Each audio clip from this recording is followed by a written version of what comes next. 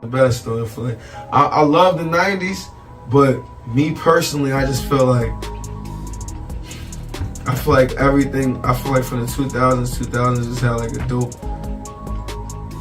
Yeah, like alright, Biggie and Tupac's battle beef was in the 90s. We got Nas and Jay-Z in the 2000s. We got 50 Cent and Ja Rule in the 2000s. We got who we got now? Because Nicki and Meg. Yeah, but we can't even have successful rap battles like that from elite. When I mean elite, I mean status, not skill. Yeah.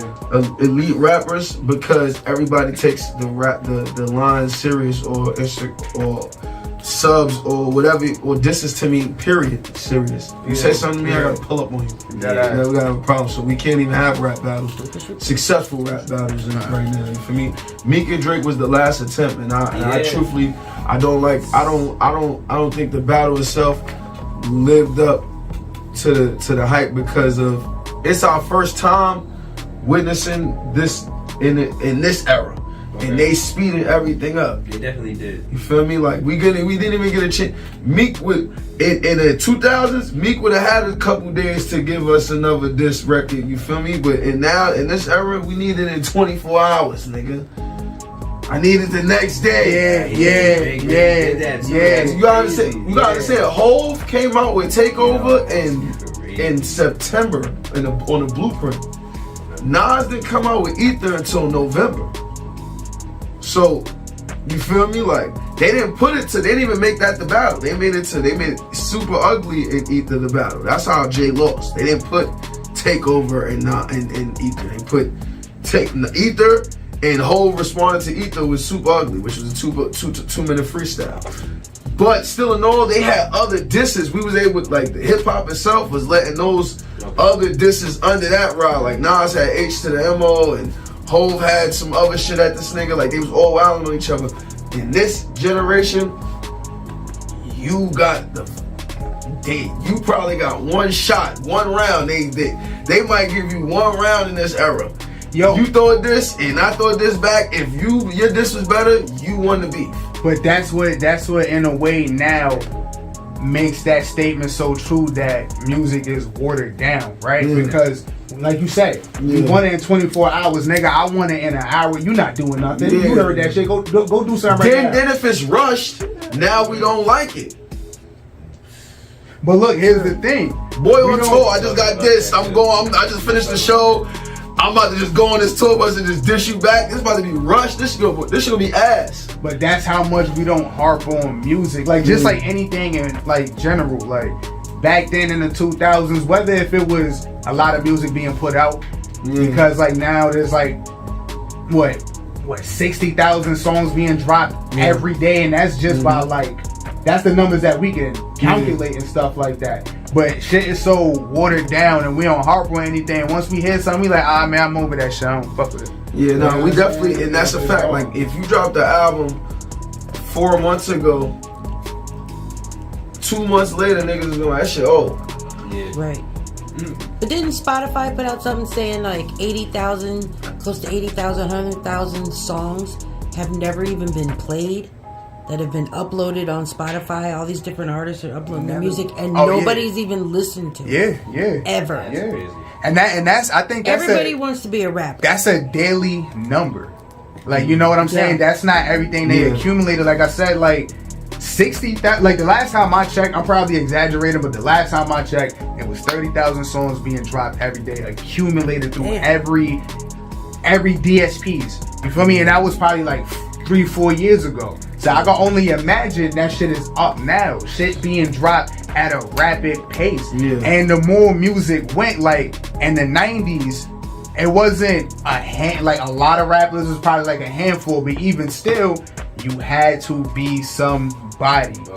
And when the 2000s got, there was like 3 to 4 different talent was appreciated more in the 90s and 2000s, where you can get on by being talented, you can get on either one or two ways. You can get on by being talented and they can make you the star, or you was bubbling in the streets because niggas would still put out mixtapes and things like that. And you would bubble in the streets and the label would be like, yo, we gotta sign this nigga before the next label do.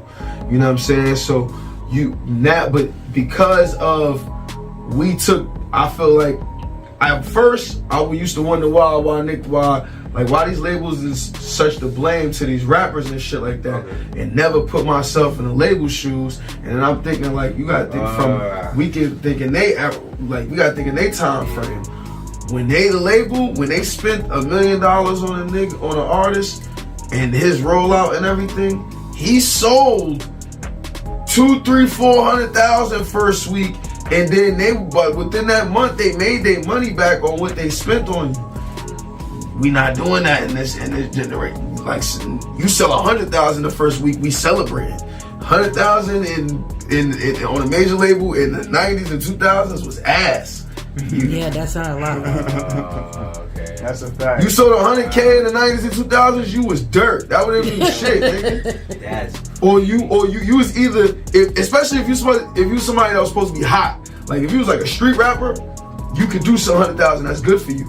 For example, in this generation, if you a street rapper we don't necessarily go see you a superstar, and you do 70, 80,000, that's good for you. Feel me? And so at that time, you did 100,000, 200,000, that was good for you. But if you can't talk to niggas like Jay-Z and DMX and them niggas who selling 400,000 first week. You know what I'm saying? There's a big difference. 400,000 first week. That means the next 2-3 days after that, you gold already. This is what niggas had to do. If you was under gold, you was flopping in them niggas. And labels would drop your ass. In this generation, you can sell 100,000 and you that nigga, cause you should get this shit going number one. Niggas is selling 30,000. That's that independent push. Like a lot of people, they figure the way that they don't, which I agree that you don't need a label anymore. So to get that, like, you know, get it off you. So either which way, like people had to get that off themselves before they even reach the label, like you said, like back then and shit like that. But now it's like these niggas be getting like 7 million views off first drop and like almost average that. And it's just like, but what's gonna get? I don't even believe in But what's gonna really get you those views? Is it like now you have to have gimmicks in your videos? See, that's you can't I can't even tell you a method for that, because I don't believe all of it be real views, and how I see that is because you can't buy. I'm not gonna lie to you, and I only say that because I'm like, yo, bro, I watched a nigga like Russ, bro. Russ won't be as popping as a gunner to the average fan. Yeah.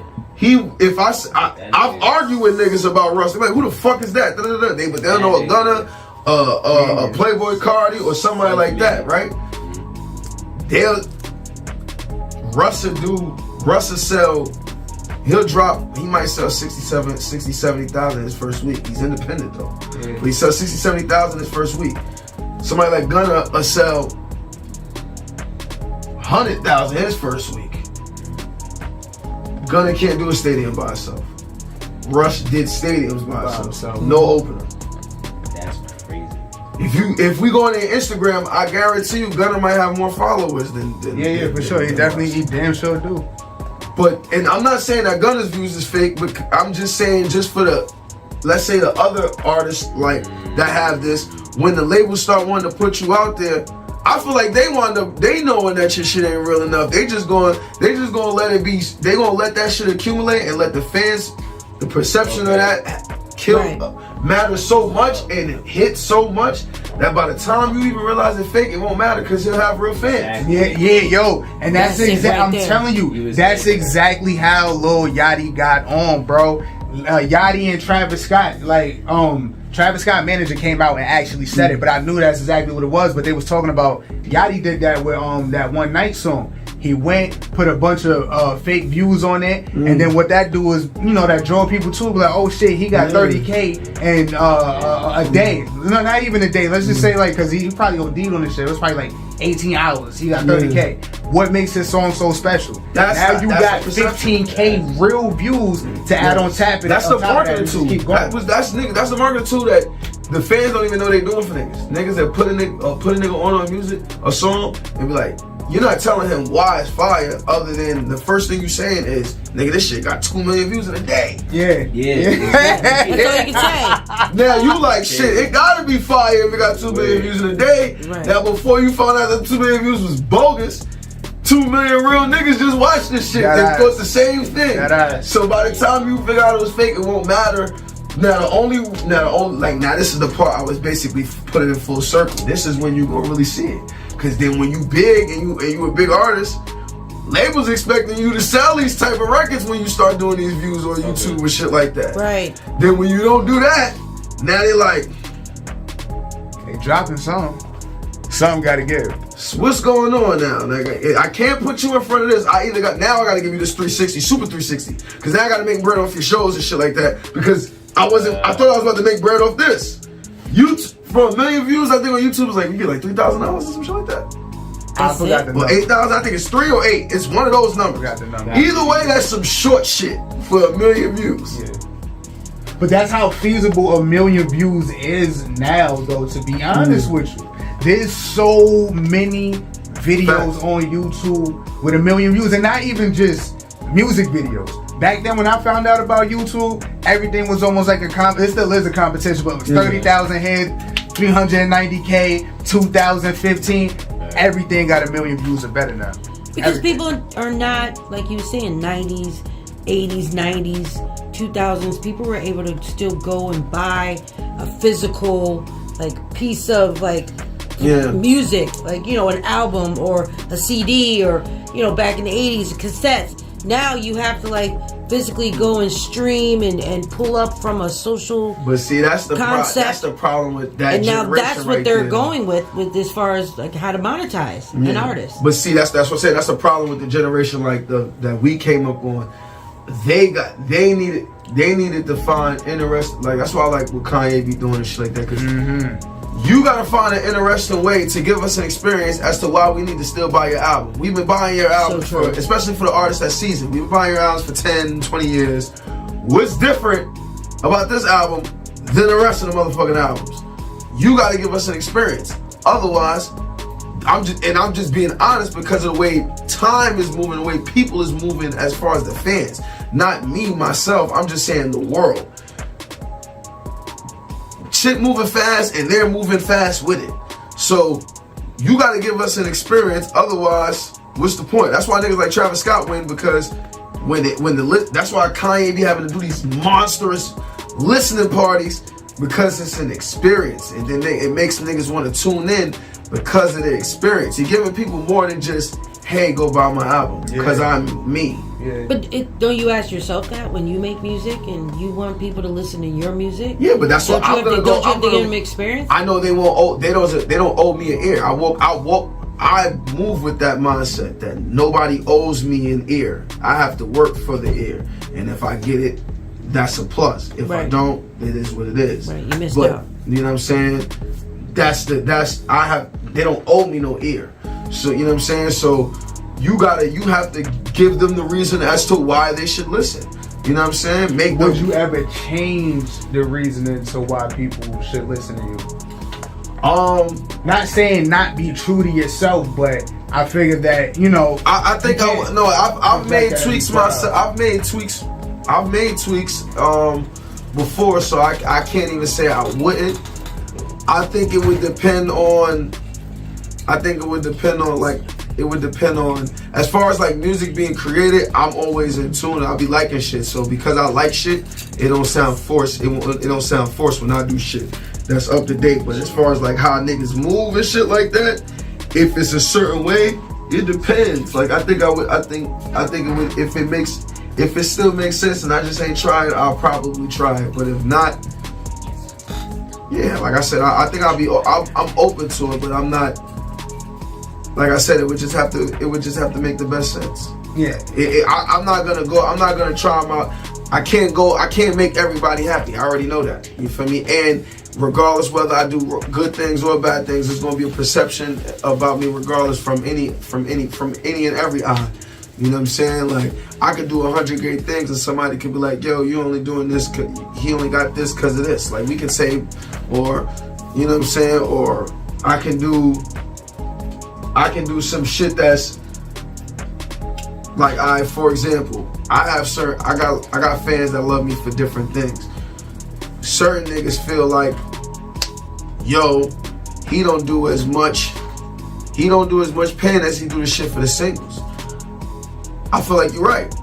Why? Because the main thing I'm gonna focus on my projects, I'm gonna give you all the pain in the world, amongst other things too, because I want to give. My goal is not to have everybody like one record. I want everybody to have a favorite SNS record. That's my goal. If two niggas like a different type of SNS record, I'm satisfied. You accomplish your goal. Yeah. I don't care if you rather them argue over. Yeah. I'd rather that. I know we supposed to all like one single, this single, and then the world likes this single, but because how rap is so versatile now that we accept that there's people like. There was people like Juice WRLD in the mix, and that we've able to hear, and then you have rappers like Cordae, and then turn around and have rappers like Rob 49, and then turn around and have rappers like, you know what I'm saying, like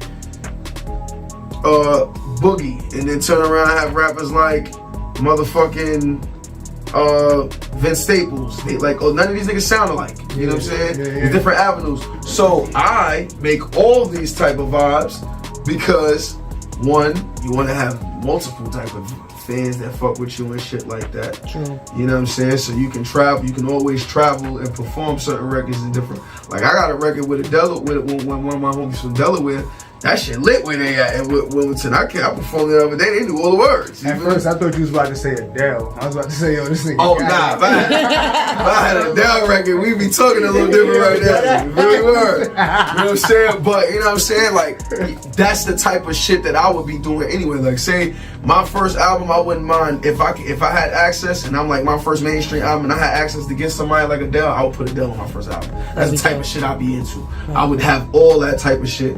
Because you never know, bro. I'm trying to be, like I said, Grammys, VMAs, Kids' Choice, Country, and like you said, that status too with somebody like Adele. That's just not just a great artist or whatever. That's status. So you could make something that probably will be here forever with Adele. You feel me? Shit like that. But that's not everybody's. In this generation, that's not everybody's mindset. Rap looks so accessible and looks so rewarding right now to the young niggas that this is what they want to do. They don't see other shit. But do you think that like your like family background of, you know, your hip hop comes from hip hop legend and hip hop history yourself? Do you feel that influences how you look at music? Because I debate my pops and tell him it's a different time all the time. But because you're not, you're in the hip hop genre, but you're playing with, you know, like you're doing Latin, you're doing a little bit of, you know, some bop, and you're doing. That's because I don't just listen to rap. Yeah. So you feel me? Because that makes I a don't difference. just listen to rap, and a lot of people in this generation, especially my young niggas, this is their go-to genre of music, and that's all they know. R&B? Yes, because I'm a nigga that fuck with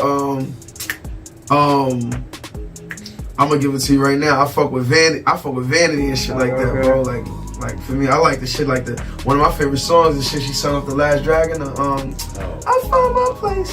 Finally found my place. I'm fucking with all that. Yeah. Shaka Khan ain't no bro. Ain't Nobody is one of my favorite shit. My favorite song from like on some old school R&B shit is like Alicia Myers' I Want to Thank You. That's my favorite song. For me, like that shit's soul in it. I love that song, bro. So much soul. And I love it the way it is. Like the fact that she don't even sing on the shit for the first minute of the beat. You feel me? Then just let the beat ride out and vibe. Then it's like, you got to show me love. That right there, I think that's one of the best songs ever recorded, period, in life. You feel me? So I don't just be listening to the rap. You feel me? I fuck with a rap artist right now. His name is Jake. He from I think they say from Rhode Island, but he make like he do the piano. He white. You feel me? He do all sorts of other type of music. Fire. I've been listening to him.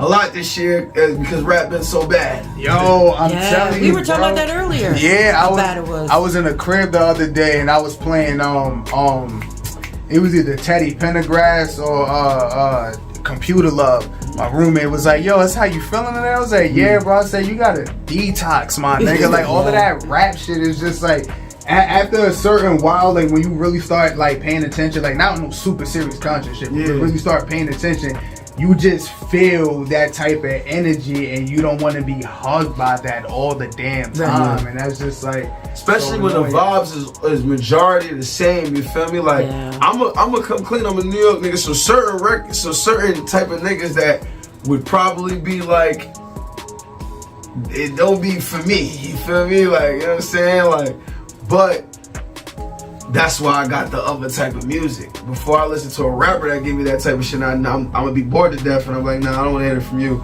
I just listen to a vibe like that from a singer, shit like that. Like, one of my favorite albums is Michael Jackson's Off the Wall album. That's my shit. You were just on my Michael I fucks Jackson with that too. album. That's out. We just That's had that fire. conversation. You know what I'm saying? I'm tuning into yo, that. to this day, bro. It's timeless. It's timeless. The greatest person on earth. Like, still to this day. So, but you know, like I said, like the youngins, that's not they vibe. They coming in with what they love is rap. And then on their Instagram, their favorite rappers are accessible as far as like I can follow and look at your lifestyle on Instagram. So this is, and it looks rewarding. So this is what I want to do. But do you think like this generation, because you speak on this generation, do you think they should know about old school? But being that old school is Biggie and Tupac. Yeah, and but there's Nas, an old school before Jay-Z, that, that's right? old school. Then there was old school before that. I mean, wait, my fault. To these young people, like, yeah, they could call that old school, but of course that's like secondary old school. You know, like 50 Cent. I don't consider Biggie being old school. Oh to no! me. Oh, I mean, to the I mean, youngest, not to the to youngest, my it's generation. different. Yeah, you know, it just moves on, and then the people that's younger than me. Yeah. I was on TikTok like a little while ago, and some dude was doing like a skit with 50 Cent, Many Men on it, and the title was like, when you this that happened, you start singing 50 Cent. A bunch of young niggas in the comments started commenting, why he's saying 50 Cent? This is clearly Pop Smoke song. And I'm like, oh no. No the fuck they did. And that shit like that killed me because it told me two things. They're detached and I'm old. Like, I'm old because ain't That no part. motherfucking way, yo. Yeah. I mean, like, you know, like it's like, I just think it's like anything in the culture. Like, as far as like basketball, right? I didn't grow up on Julius Erving. Yeah. You feel me? I didn't watch his game tapes. I know he's supposed to be great. I know he's great. I watched a few things on a few highlights, but I won't say he the best. You feel me? Like, you feel me? Kobe is who I put up. Is that because it wasn't your but- generation? Yes, I can't that's see. it? Yeah, that's Yeah. it. So I can see why they would do the same thing. With music, Feel me? yeah. Like, makes I'm sense. gonna say Jay-Z. Somebody's gonna be like, man, hell fucking no. The young nigga. They might be like, nigga, He's Drake. same age as my dad. You feel me? Like, And that's how they see it that way. Yeah, then Yeah. it's like, you know what I mean? To them, Jay is like a Jordan. Like, yeah, we hear the talk, we hear why, but stuff like that be making them feel like that a nigga like that is overrated. That's why young niggas be feeling like Jordan overrated. But you did a Because song with like Jim Jones and Dave East. Now Jim Jones is like in the same age bracket. It looks like he's in the same. I mean, yeah, but as No far as disrespect. generation concerns, he was coming up on the Jay-Z and Nas music, so Right. he would technically be in the 2000s. His that's when he came out. So But he him was- doing like a song with you and Dave East, it's like all the two different. Jim would never get that. Kind of he's timeless. Like he's kind Jim of be like a tuned legend in though. himself. Jim, like, he's one of the people that's always gonna be tuned into the new energy Right. and stuff like that. You know what I'm saying? So, and you got a few rappers from his generation and before that's like that. Like Busta Rhymes is always tuned into new energy. He co-signed Scarlett right now, so you know what I'm saying? Like, Right. he always is co-signing the new generation. He done been in videos with Trippie Redd. He done show love to the babies. So you got people like him. You got Fat Joe shows love. Now, how did that come about? You and Well, Jim with Jones me, and Jim and Dave East. How just did that work out? Jim watched me come up. And he kind of was supposed to give me a verse in like 2010. So later on, Like I said, I just been working. He peeped, and then we did a record together by ourselves. I did a record with him separately, and then I did a record with East separately as well. Okay. I did a record with East before I did a record with Jim though. After that, I started recording with both of them. I got like another unreleased record with Jim. Up It was kind of like after that. So how did East thing come about? Like if Jim came with him just knowing you from being around. East was, I guess, on some respect because I was bubbling. I kind of like me. I was in my hood one time just chilling with my cousin and the cops. The cops started fucking with us and shit, and then they had put my cousin in cuffs, and they told me walk down the block while I'm going with them. And then my older cousin told me let's walk down the block. And when I went to the corner, I'm just looking at them fuck with my cousin. I see this nigga East pull up. He in a Range Rover. And while he driving, he look and he see me and he stopped. When he stopped, that's when I'm like, oh, he gotta know who I am. He just stopped. Like, yo, what up? Yo, what's good? Give him a pound.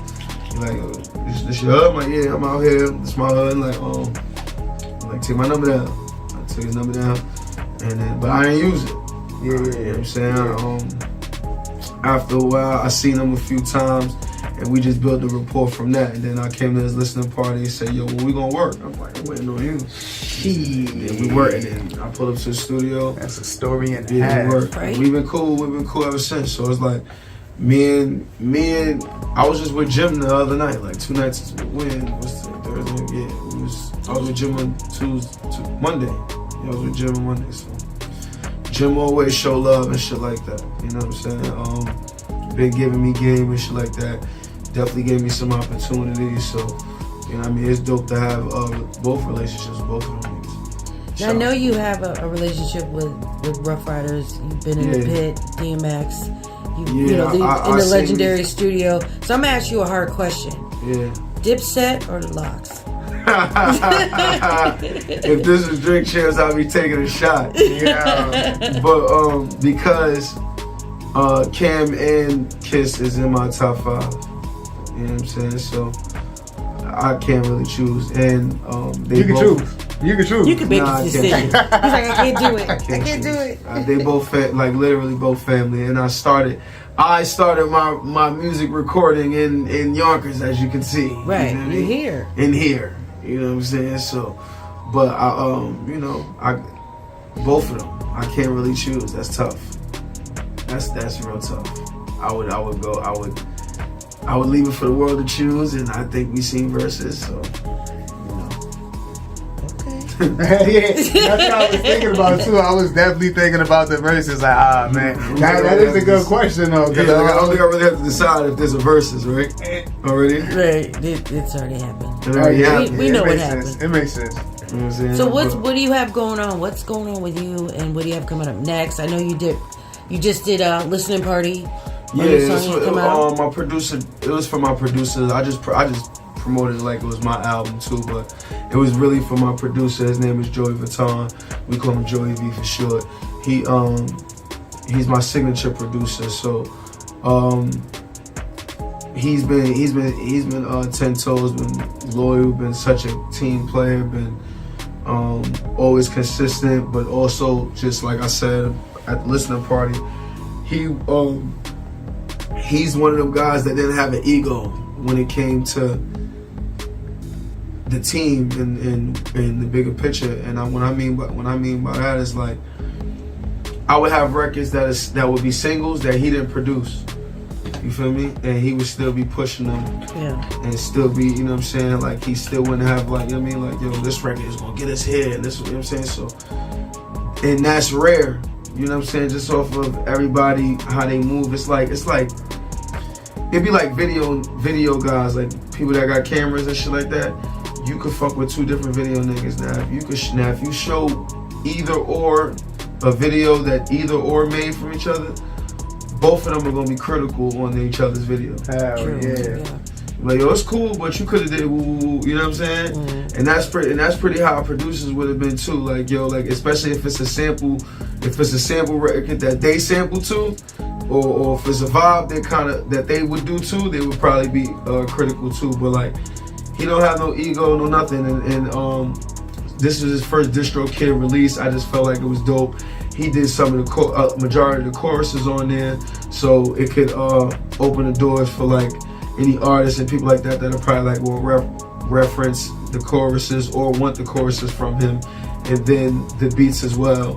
And I'm just doing all the rapping and stuff like that. I got 3 features. I got my partner in the ICY gang, Rich Ice. I got one of our artists, AIGs from the Bronx, and then I got J.R. Ryder, and that's really it. Gangster. That's fine. Shouts to J.R. Ryder.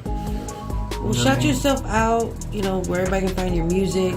Like, give us all. That's Mamba and Diesel. That's out right now. Go pick that up. Go stream that. I'm saying pick that up like me and where you can we pick get that the up. just pick up your phone.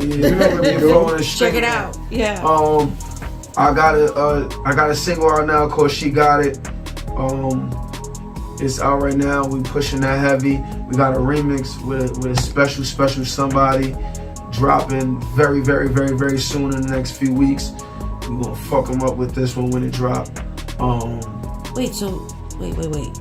You said a very special somebody. You can't say who it is? Yeah, nah, because it's the way we're gonna reveal it is attached to something. I know exactly who it is. I know exactly who it is. I already figured it out. Yeah. He's like, yeah. It's going. I'm gonna just give you a hint. It ain't nobody from New York. I figured. Okay. Yeah, ain't nobody from New York. I have a question. Does Harlem have its own sound? We do, but not everybody in Harlem do it. Okay. The person you was talking about, where he from, the state start with an I? I can't. No. Okay. Right. You said they do, but then they do, but not everybody. They don't do it. Okay. Everybody in Harlem, right? Like the rappers in Harlem, for the most part, they do like what other artists in boroughs do. Like whatever's that's hot, that's gonna get them in. They gonna do it. You know what I'm saying? Some stick to what they do, what they know. You know what I'm saying? But like with Harlem, the Harlem sound, that's one of the standout Harlem sounds, is when you get uptown and you hearing like when I drop Love Come Down, like Love Come Down, shit like that. Like, right. You know what I mean? That's Harlem. You know what I'm saying? Like, you know the Will tracks, mm-hmm. you know the shout out Will too. Yeah, shout out Will. Blame It on the Henny from Boogie Black and shit like that. The Voice of Harlem, the what, you feel me? Vibes like that, that's Harlem. That's a Harlem bop. Of course, you got, it used to be like, you know what I mean, the heat makers, of course, with Dipset, but that's not something that everybody actually attempted to do. Right. But the Harlem sound that I'm talking about, niggas did from all of them. So, you know what I'm saying? So that's one of those Harlem sounds. I would say is the most prominent one because it still lasts and people still be able to do records like that and prosper. I myself is one of them with Love Come Down. Will tracks, you got Boogie Black, you got my guy G Dot with the Yarly record. Few people. So that's one of those joints that not everybody do though, which is cool with me because that makes me stand up. Period. Yeah, I'm cool with that, you know what I'm saying? But stay tuned. I got a movie coming out. It's more of a documentary. It's like Fade to Black. Like it's like I don't know if y'all seen Fade to Black movie, like whole shit. Yeah. I performed with a live band, so I had people come out. So I had to film it, and then I made it. So I just turned it to a movie form. I had them you really watching all the performances of the live band, but then in the movie as well, you got footage of me rehearsing at the shit too, like rehearsing the shit. I narrated in the beginning, and then in the middle of the movie, I sneak peek the She Got It remix, so you'll hear it, and I say the name of the artist. So when I do the screening for that and niggas come through, you can find out then. You know what I'm saying?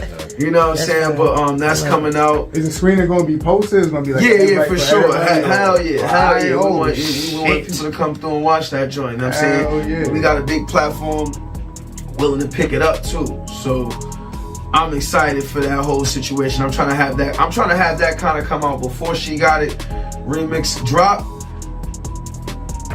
Either way, it's gonna be lit regardless. However, gonna drop. They're gonna drop around the same time. They're supposed to be dropping around in the same month in March. So, you know what I'm saying? We'll see. we'll see. Everything is going well right now. We got that. I got the Freco Fino album coming soon. That shit like 95% done. That's my little alias. Oh, that's right. Okay. I'm like Freco Fino. I'm like Spanish in my head. I'm from Amsterdam. You feel me? In my head. I like how you slipped that in. I'm Spanish in my head. You know what I'm saying? Like, you know what I'm saying? Like I'm Cuban and Puerto Rican in my head. Like, Right, I get it. I get it. So, Do you speak Spanish at all? poquito. In his You head. sound like me. You know what I'm saying? But I had did a record years ago called Latin Mommy, and my man's one of my day ones, he's Spanish. His name is Prez. He just wanted to learn how to make beats, and he got nice with them like a year and a half. And then one of them shits was I'm like, yo, you should make a reggaeton beat. I'm like, but you gotta give it to me first. You feel me? And then we did it. We came up with the song that night. I recorded it. That got me fake hyped to do them shits. So years later, I had got a beat, and the punch sample. That's what how Coquito got made. And then when Coquito started to grow and niggas started rocking with the shit, man, producers started sending me records with the Spanish samples and shit like that. So then I started recording more. So I'm like, next thing I got 6, 7, 8 tracks. I'm like, oh, I got a little album. That's when our alter ego started. Yeah, I'm like. So in the video, niggas fuck with that character. Right. So that I wanted to make him have an album of his own. You know, so I like it. That's gonna come out like it's 95% done. I collaborated with nothing but Latin artists. I got a Brazilian artist that's on there. He won a Latin Grammy. His name is Cabal. He's on there. I got my man Conan on there. I got some dope ass artists on there. Me and Steph G supposed to be getting in the studio soon, so I'm gonna put Steph G on some shit. Have her on that joint. Fire Latin album. It's called Freco Fino Says. You know what I mean? I like it. Freco Fino's album. And I'm gonna try to drop it around like right before the parade. Like right Okay. before. I gotta let Puerto Pretty Rican Lou Day hear it. parade? Yeah, I gotta let Pretty Lou hear it though. He told me don't drop it until he hears it. So I gotta sit down with Pretty Lou and let him hear that. But I know he gonna love that shit. Cause that shit big fire. I ain't gonna hold you. So I got that. And then, It's a lot to look forward to. yeah, I got some stuff, man. I got some stuff. And that's next month too. Shit. Yeah, I got March, and then you got in May, right before the parade in like June, right? Mm-hmm. Yeah, so I'm gonna try to drop the Freco Fino album for Memorial Day weekend, but I'm trying to do it in like a different type of way. Like it ain't gonna be on streaming platforms. This one is gonna be like I'm trying to jump in that Web3 NFT space to where I can give like the fans the direct to consumer packaging where it's like you can get different packages of the album. Like you can get the full, because I did something like this with my previous album called Big IC2. Big IC2 is where Coquito and She Got It is on. That's why I'm still pushing it. Like Mama and Diesel is for my producer. I'm pushing it still, but it's his album. My album is Big IC2. That's what I'm still pushing. I dropped that last year, but I got so much vids and the record's been growing. The records I've been playing, the me and Capella, the Coquito, the She Got It, the me and Vado, all that is on one project. The shit I did, the live band shit, I performed majority.